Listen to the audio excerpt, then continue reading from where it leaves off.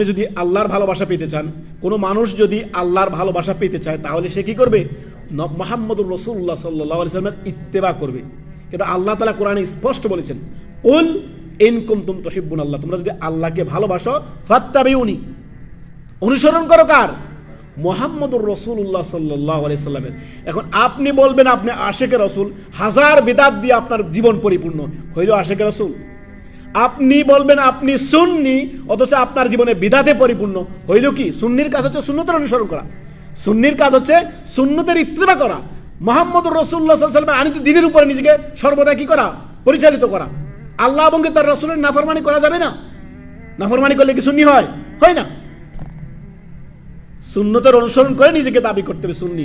আপনার এই যে কবর মাজার পূজা করলে সুন্নি হওয়া যায় না। আমাদের দেশে যে যত বেশি কবর মাজার পূজা করতে পারে, যে বাবার কাছে মুরিদ হতে পারে, সেই হচ্ছে আসল সুন্নি, গরম সুন্নি, সিন্নি খাওয়া সুন্নি। এগুলো প্রকৃতপক্ষে আহলে সুন্নাত ওয়াল জামাতের অনুসারী নয়, এরা আহলে বিদআহ। সতর্ক, সাবধান। সুন্নি মানে কি? আমাদের দেশে মানুষ সুন্নি মানে কি? যারা কবর মাজার কেন্দ্রিক শিরক বিদআতে জড়িত, এরা হচ্ছে সুন্নি। নাউযুবিল্লাহি মিন যালিক।